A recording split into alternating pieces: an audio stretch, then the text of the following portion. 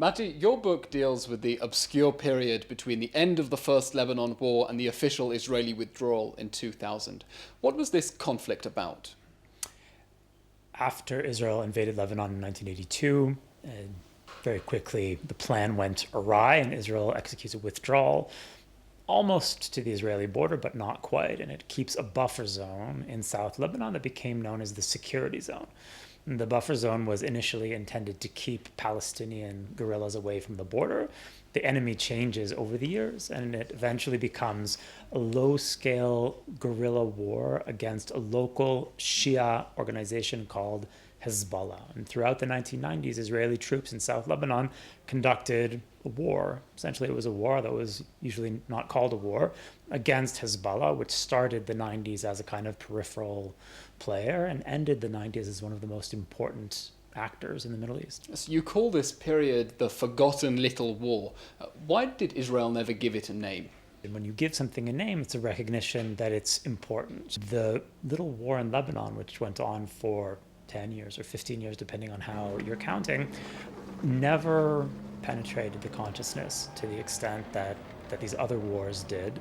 And as soon as it ended in 2000 with a withdrawal, which certainly wasn't a victory, I think people decided that it was best forgotten. It was very hard to talk about it. It was very hard to justify the loss of more than 400 soldiers who died in the security zone. In what ways do you think that this forgotten little war did impact on the Israeli consciousness? This period that I'm talking about, which lasted 15 years, is the subject of no serious historical book. There's not even one book if you're looking for an academic study of the period.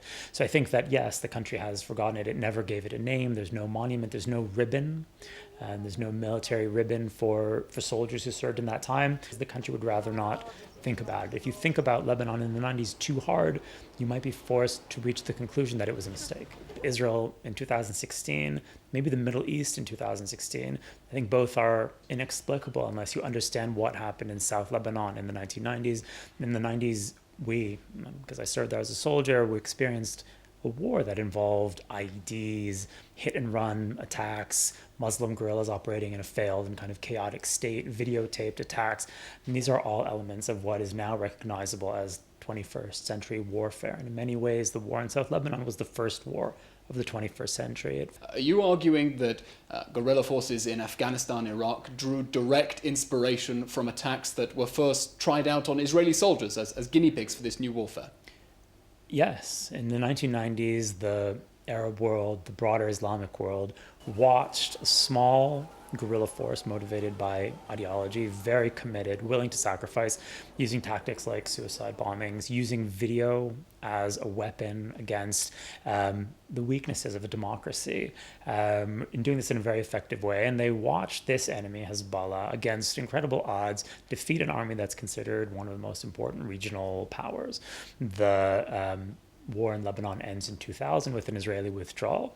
The next year, 9/11 happens, and very soon the Americans are in Afghanistan, and then they're in Iraq, and we see the same tactics repeated by the kids who had grown up in the 90s watching Hezbollah beat the Israelis.